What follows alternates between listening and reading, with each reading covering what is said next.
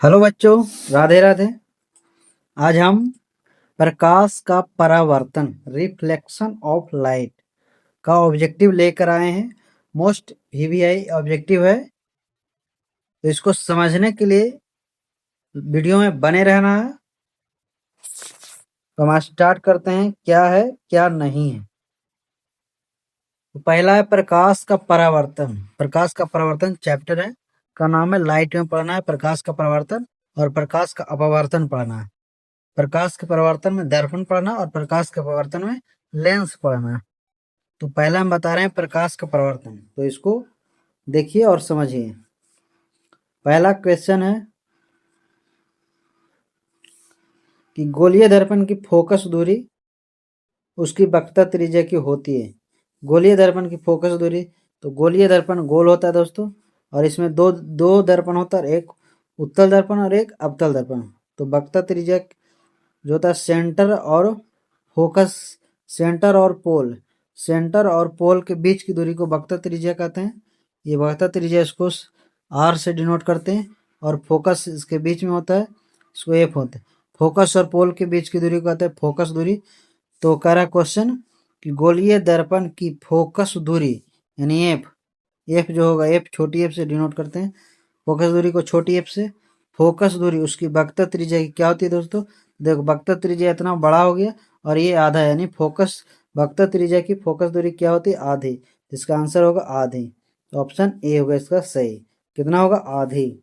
Next question, किसी वस्तु का आवर्धित काल्पनिक प्रतिबिंब बनता है। तो किसी वस्तु का आवर्धित काल्पनिक प्रतिबिंब बनता है। कह कौन सा दर्पण में है जो कि किसी वस्तु का आवर्धित और काल्पनिक प्रतिबिंब बनता है। तो आप लोग जानते हो कि उत्तल दर्पण में हमेशा छोटा बनता है।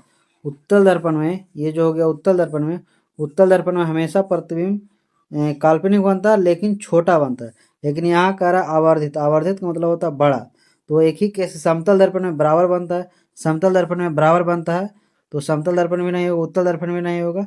तो अवतल दर्पण में आवर्धित और काल्पनिक बनता है। एक ही केस में बनता है आवर्धित, देखिए कहाँ। तो ये अवतल दर्पण हो गया। तो अवतल दर्पण के पोल यहाँ पर पोल हो गया, और फोकस, पोल यहाँ पर फोकस हो गया। पोल और फोकस के बीच में कहीं पर रखते हैं तो इधर इमेज बनता है, आवर्धित बनता है। तो इसका आंसर होगा अवतल दर्पण। थर्ड नंबर क्वेश्चन है, प्रकाश की एक किरण किसी समतल दर्पण पर 60 डिग्री का कोण बनाते हुए टकराती है तो उसका परावर्तन कोण होता है। तो इसका रिफ्रैक्शन ऑफ लाइट के नियम के अनुसार चलोगे तो ये जब ये हो गया परावर्तक सतह समतल दर्पण हो गया। जो रिफ्रैक्शन ऑफ लाइट, दो नियम होते हैं। तो पहला नियम, तो दूसरा नियम से कहता है कि कोण आई बराबर कोण आर होता है। यानी जितना इसका इंसिडेंट रे होगा उतना ही इसका रिफ्लेक्टेड रे होगा। जितना इसका अभिलंब डाल दें तो जिसका जितना ये होगा उतना ही ये होगा, जितना ये होगा उतना ही ये नहीं होता। यानी हमारा कह रहा किसी प्रकाश की एक किरण किसी समतल दर्पण पर 60 डिग्री का कोण बनाते हुए टकराती, 60 डिग्री का कोण बनाते हुए टकराएगी, तो 60 डिग्री का कोण बनाते हुए रिफ्लेक्ट करेगा, यानी आंसर होगा 60 डिग्री। कितना होगा? 60 डिग्री। नेक्स्ट वाला है, यदि किसी वस्तु को एक दर्पण के सामने निकट रखने पर प्रतिबिंब सीधा बने किंतु दूर रखने पर उल्टा बने तो वह दर्पण होगा। तो वह दर्पण कौन सा होगा? तो आप लोग जानते होंगे उत्तल दर्पण में हमेशा उल्टा बनता है, उत्तल दर्पण में हमेशा उल्टा बनता है। लेकिन यहाँ कह रहा है उत्तल दर्पण में सीधा बनता है लेकिन छोटा बनता है। कह रहा है यदि किसी वस्तु को एक दर्पण के सामने निकट रखने पर प्रतिबिंब सीधा बने किंतु दूर रखने पर उल्टा बने, लेकिन दूर रखने पर क्या होगा? उल्टा हो जाएगा। तो देखो यहाँ इसका आंसर हो जाए अवतल दर्पण। अवतल दर्पण क्यों होगा? देख लो, ये अवतल दर्पण हुआ, ये इसका सी हो गया, और यहाँ पर एफ हो जाएगा फोकस दूरी, फोकस हो जाएगा। और यहाँ पर जब करा किसी वस्तु को एक दर्पण के सामने निकट रखने में, तो यहाँ फोकस और पी के बीच जब रखेंगे, ये पी हो गया, तो फोकस और पी के जब वस्तु रखेंगे तो ये इधर बनेगा और बड़ा बनेगा, काल्पनिक बनेगा और बड़ा बनेगा। और जैसे ही फोकस से दूर करेंगे तो इमेज उल्टा बनने लगेगा। इमेज क्या हो जाएगा? उल्टा बनेगा, इमेज उल्टा बनेगा। तो इसका आंसर हो जाएगा अवतल दर्पण। उत्तल दर्पण में हमेशा काल्पनिक बनता है, सीधा बनता है लेकिन छोटा बनता है। समतल दर्पण में बराबर आकार का बनता है। तो इसका आंसर हो जाएगा अवतल दर्पण। नेक्स्ट सवाल, साइड मिरर के रूप में उपयोग होता है किस, कौन सा दर्पण का उपयोग साइड मिरर के रूप में? साइड मिरर, जैसे गाड़ी चलता है तो गाड़ी का साइड का व्यू देखने के लिए हम लोग उत्तल दर्पण का उपयोग करते हैं, लेकिन यहाँ पर ऑप्शन नहीं है। उत्तल लेंस नहीं होगा, अवतल लेंस नहीं होगा, दोनों नहीं होगा, तो इनमें से कोई नहीं। ऐसे साइड मिरर के रूप में, साइड मिरर के रूप में कौन सा दर्पण का यूज होता है? तो हो जाएगा उत्तल दर्पण। उत्तल दर्पण, कौन सा दर्पण? उत्तल दर्पण। उत्तल दर्पण को साइड मिरर के रूप में यूज करते हैं। क्यों करते हैं? क्योंकि यह साइड के व्यू को छोटा करके दिखाता है, क्योंकि यह किसी भी वस्तु का प्रतिबिंब हमेशा छोटा बनाता है और सीधा बनाता है, इसीलिए इसका उपयोग करते हैं। नेक्स्ट सवाल है, सोलर कुकर में व्यवहार किया जाता है, सोलर कुकर में व्यवहार किया जाता है अवतल दर्पण का। नेक्स्ट सवाल है कि गोलीय दर्पण में दूरियों को सदा किसके सापेक्ष मानता है? गोलीय दर्पण में दूरियों को, तो दर्पण में सदा किसी के सापेक्ष मानते हैं? तो किसी, कहीं पे पढ़े होंगे कि पोल यानी ध्रुव के सापेक्ष सभी दूरियां मापी जाती है। ध्रुव से ही सभी दूरियां मापी जाती है, चाहे वह वस्तु दूरी हो, चाहे वह प्रतिबिंब दूरी हो, चाहे वह फोकस दूरी हो, सभी दूरियां क्या किससे मापी जाती है? तो ध्रुव से। किससे होगा आंसर? ध्रुव से।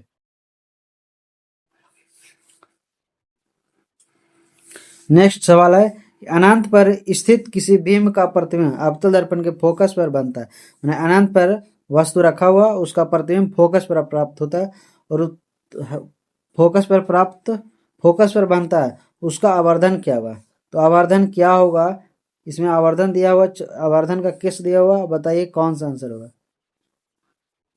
तो बताते हैं कि यदि हम आवर्धन, यदि एम बराबर 1 होता है, यदि एम बराबर 1 होगा तो यह प्रतिबिंब बराबर वस्तु के बराबर प्रतिबिंब बनेगा। एम बराबर यदि 1 के बराबर होता है तो वस्तु के बराबर प्रतिबिंब बनता है। यदि एम का मान 1 से छोटा हो, यदि एम का मान, यदि मैग्निफिकेशन का मान 1 से छोटा हो तो प्रतिबिंब वस्तु से छोटा बनेगा, प्रतिबिंब वस्तु से छोटा बनेगा।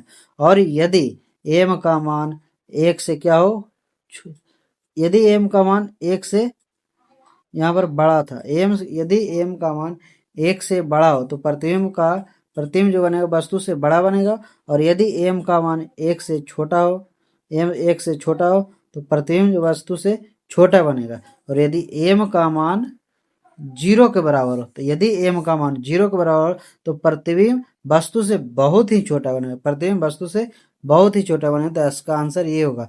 क्यों है इसका आंसर ये होगा?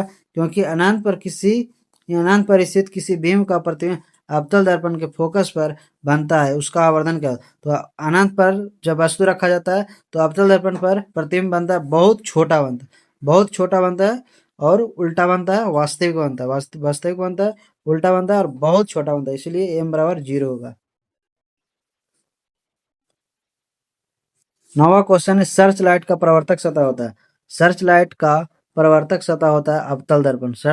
सर्च लाइट का प्रवर्तक सतह कौन सा होता है? अवतल दर्पण। दर्पण छोड़। नेक्स्ट क्वेश्चन है, किसी दर्पण में केवल आभासी प्रतिबिंब बनता है, सॉरी, किस दर्पण में केवल आभासी प्रतिबिंब बनेगा? करेक्ट, किस दर्पण में केवल आभासी प्रतिबिंब बनेगा? यानी आभासी का मतलब हो गया काल्पनिक। काल्पनिक प्रतिबिंब कैसा होता है? काल्पनिक प्रतिबिंब सीधा होता है, काल्पनिक प्रतिबिंब सीधा होता है। कि कौन सा काल्पनिक, किस दर्पण में केवल काल्पनिक प्रतिबिंब बनता है? तो उसका दर्पण हो जाए उत्तल दर्पण। उत्तल दर्पण में केवल काल्पनिक प्रतिबिंब बनता है। समतल दर्पण में प्रतिबिंब की प्रकृति क्या होती है? समतल दर्पण में प्रतिबिंब तो हमेशा सीधा बनता है, लेकिन क्या, सीधा को हम लोग क्या कहते हैं? सीधा को हम लोग काल्पनिक कहते हैं। इस सीधा बनता है और बराबर बनता है, इसीलिए समतल दर्पण में प्रतिबिंब आभासी तथा बराबर बनेगा। समतल दर्पण में प्रतिबिंब आभासी तथा बराबर बनेगा, इसलिए आभासी होगा। प्रकाश के प्रवर्तन के कितने नियम? प्रकाश के प्रवर्तन के 2 नियम होते। प्रकाश के प्रवर्तन के 2 नियम होते। कौन सा नियम? पहला तो हो जाएगा कि आपतित किरण तथा प्रवर्तित किरण तथा आपतन बिंदु पर डाला गया अभिलंब तीनों एक ही तल में होता है। जैसे ये देखो, ये और ये तीनों एक ही बिंदु पर होता है। दूसरा, कोणाई बराबर कोण आर होता है, कोण आई बराबर कोण आर होता है। नेक्स्ट सवाल है कि गोलीय दर्पण के फोकसांतर एवं वक्र त्रिज्या के बीच संबंध होता है। फोकसांतर का मतलब है फोकस, फोकस दूरी, फोकसांतर को फोकस दूरी, और वक्र त्रिज्या के बीच संबंध होता है। तो आर बराबर होता है, आर बराबर जो होता है आर बराबर 2f होता है, आर बराबर 2f होता है, या एफ बराबर r/2 यानी वक्र त्रिज्या के आधी होता है। कौन सा फोकस दूरी, फोकसांतर क्या होता है, वक्र त्रिज्या के आधी। तो एफ बराबर r/2, ऑप्शन नंबर सी हो जाएगा। 14 नंबर सवाल कह रहा है परावर्तन के नियम से निर्धारित होता है। परावर्तन के नियम से क्या निर्धारित होता है कि आपतन कोण बराबर परावर्तन कोण होगा, ऑप्शन नंबर ए। सवाल कर रहा है कि हवा यानी निर्वात में प्रकाश की चाल कितना होता है। तो निर्वात में प्रकाश की चाल होता है 3 गुने 10 के पावर 8 मीटर पर सेकंड, 3 गुने 10 के पावर 8 मीटर पर सेकंड, ऑप्शन नंबर ए हो जाए, 3 गुने 10 के पावर 8 मीटर पर सेकंड।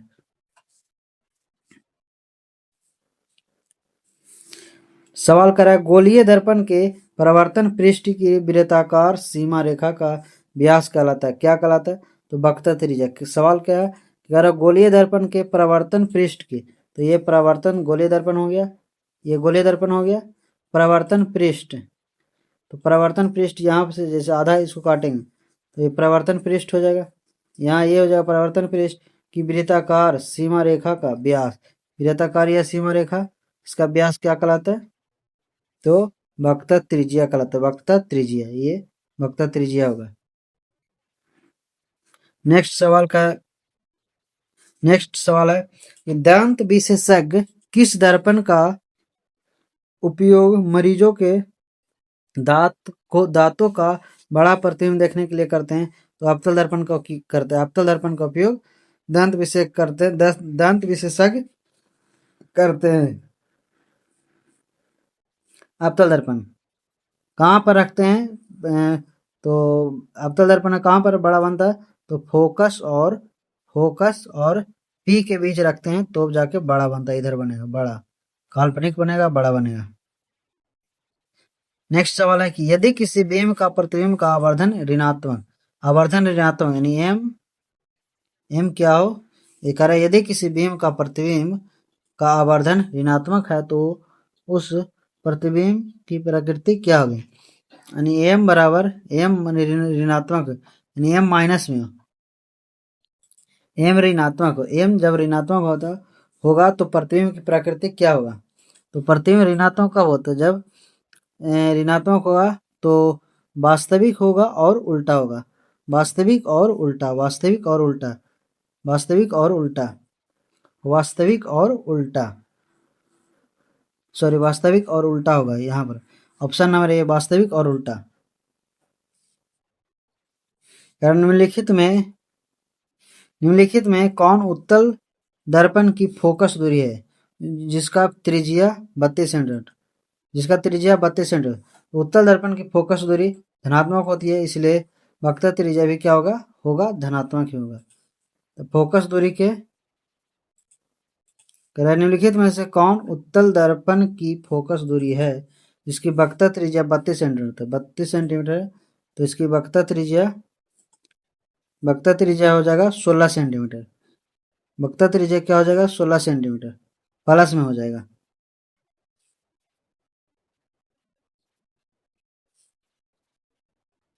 सॉरी, निम्नलिखित में से कौन उत्तल दर्पण की फोकस दूरी है, एफ पूछ रहा है, वक्र त्रिज्या दिया हुआ तो एफ का आधा, वक्र त्रिज्या का आधा हो जाएगा फोकस दूरी, तो कितना हो जाएगा 16 सेंटीमीटर प्लस में हो जाएगा। नेक्स्ट सवाल करा कि नई कार्तीय चिन्ह परिपाटी के अनुसार दर्पण के सामने रखे गए बीम की दूरी ली जाती है, तो बीम की दूरी, ये जो नई कार्तीय चिन्ह परिपाटी है सामने, तो दर्पण के सामने मैंने इधर हो गया, इधर रखा जाएगा, तो इधर रखा जाएगा, तो बिंब यानी प्रतिबिंब की दूरी ली जाती है, बिंब यानी वस्तु की दूरी ली जाती है, वस्तु दूरी हमेशा क्या होता है, नई कार्तीय चिन्ह परिपाटी के अनुसार दर्पण के सामने रखे गए बिंब की दूरी ली जाती है, तो बिंब यानी वस्तु दूरी हमेशा ऋणात्मक होता है, तो इसलिए क्या होगा, माइनस ऋणात्मक होगा। प्रतिबिंब दूरी कभी धनात्मक तो कभी ऋणात्मक होता है, लेकिन वस्तु दूरी चाहे कोई भी दर्पण हो हमेशा ऋणात्मक होगा। नेक्स्ट सवाल है कि निम्न में से किस दर्पण की फोकस दूरी धनात्मक है? किस दर्पण की फोकस दूरी धनात्मक होती है? तो देखो आंसर होगा उत्तल दर्पण। उत्तल दर्पण की फोकस दूरी धनात्मक होती है। उत्तल दर्पण की फोकस दूरी धनात्मक होती है। क्यों होती है? क्योंकि यहाँ देखो उत्तल दर्पण की फोकस दूरी ये साइड होता है, तो ये साइड धनात्मक होता है, ये साइड ऋणात्मक होता है। अवतल दर्पण की फोकस दूरी ऋणात्मक होता है क्योंकि ये साइड होता है। नेक्स्ट सवाल है कि कौन सा दर्पण आमतौर पर वाहनों में पीछे देखने के दर्पण के रूप में किया जाता है? यानी पीछे देखने यानी साइड मिरर, साइड व्यू को देखने के लिए किसका उपयोग किया जाता है? तो उत्तल दर्पण का उपयोग साइड व्यू को देखने के लिए किया जाता है। आपका दर्पण के सामने किसी भी दूरी पर स्थित वस्तु का प्रतिबिंब सीधा, माने दर्पण के सामने किसी भी दूरी पर वस्तु का प्रतिबिंब सीधा प्रतीत होता है तो वह दर्पण हो। किसी भी दूरी पर, किसी भी दूरी पर तो वह होगा केवल और केवल उत्तल दर्पण। कहीं पर भी रख देंगे तो दर्पण में हमेशा सीधा ही दिखाई देगा, सीधा दिखाई देगा, छोटा दिखाई देगा, तो केवल उत्तल दर्पण होगा।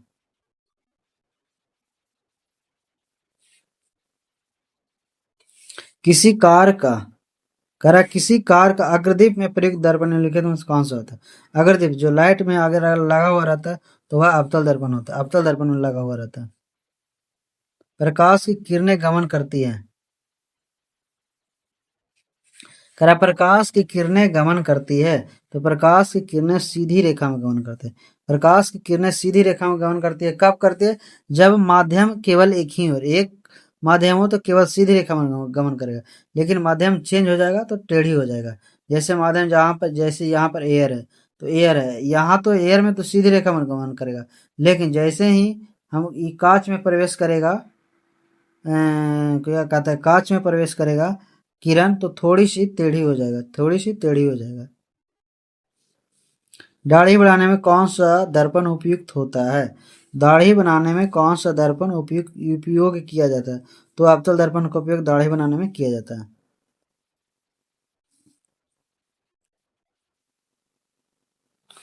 समतल दर्पण की फोकस दूरी होती है, समतल दर्पण की फोकस दूरी होती है, समतल दर्पण की फोकस दूरी अनंत होती है, समतल दर्पण की फोकस दूरी अनंत होती है।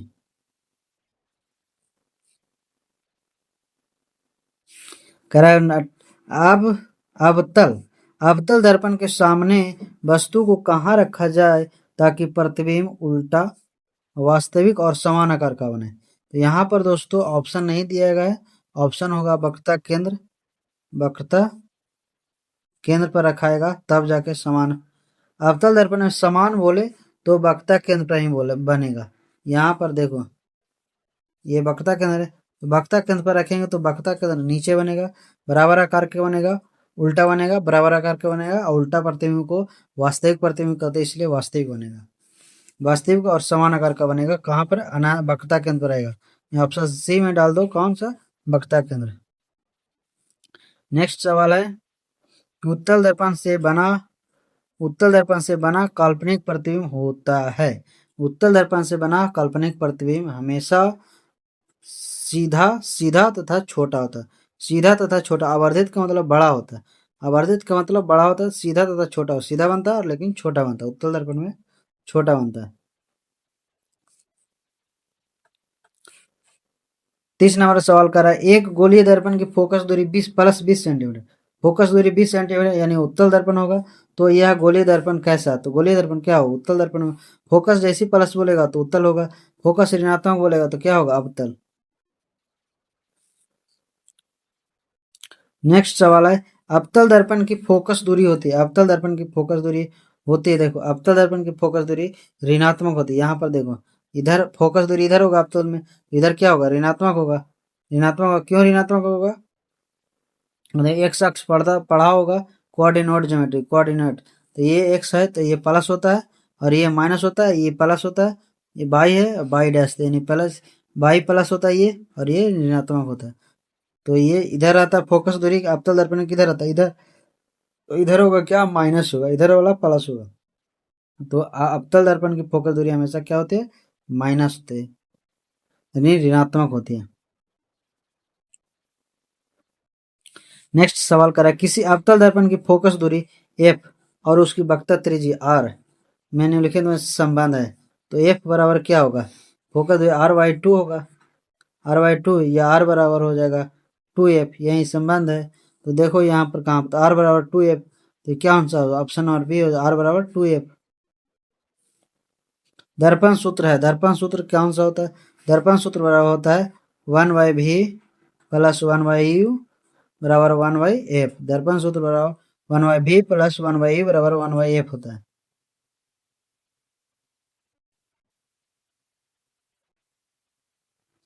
वस्तु दूरी किसी भी दर्पण में होती है हमेशा, वस्तु दूरी किसी भी दर्पण में हमेशा क्या होता है दोस्तों, ऋणात्मक होता है, ऋणात्मक, ऋणात्मक वस्तु दूरी हमेशा ऋणात्मक होता है। क्यों होता है, क्योंकि वस्तु दूरी हमेशा इधर ही रखा जाता है, यानी मूल बिंदु के एक्स डैश की ओर रखा जाता है, इधर ही रखा जाता है, इसलिए वस्तु दूरी हमेशा माने। देखो ये अवतल दर्पण हो गया और ये उत्तल दर्पण हो गया, ये अवतल दर्पण, ये उत्तल दर्पण, अवतल दर्पण में इधर ही और उत्तल दर्पण में यही साइड रखाएगा, इसलिए ऋणात्मक होता है। जब वस्तु दर्पण में प्रधान अक्ष के ऊपर लंबवत हो तो उसकी ऊंचाई होगा। कह रहा है कि जब वस्तु प्रधान दर्पण में प्रधान अक्ष के ऊपर लंबवत हो तो उसकी ऊंचाई होगा। तो देखो, तो ये होता है लंबवत ऊपर, ये देखो ऊपर में प्लस होता है, ये प्लस होगा, ये प्लस होगा, ये माइनस होगा, ये हमारे माइनस है। तो लंबवत देखिए, जैसे ये अवतल दर्पण हो गया, तो ये अवतल दर्पण में ऊपर रखा है लंबवत, तो लंबवत यानी इस साइड रखा है। उत्तल दर्पण में भी रखा था क्या, उत्तल दर्पण में यही साइड रखा था, तो ये लंबवत ऊपर हो गया, तो यानी धनात्मक होगा। क्या हो जाएगा, धनात्मक। ऊपर ये देखो क्यों होगा धनात्मक, क्योंकि यहाँ पर बाई क्या होता है, धनात्मक, इसलिए धनात्मक है। जब नीचे रखेंगे इधर तो क्या हो जाएगा, ऋणात्मक, तो धनात्मक हो, क्या हो जाएगा, धनात्मक। तो सवाल खत्म हो गया। अगर वीडियो पसंद आया हो, अगर ऑब्जेक्टिव समझ में आया हो, तो वीडियो को लाइक कर देना और वीडियो को शेयर कर देना और चैनल को सब्सक्राइब कर देना।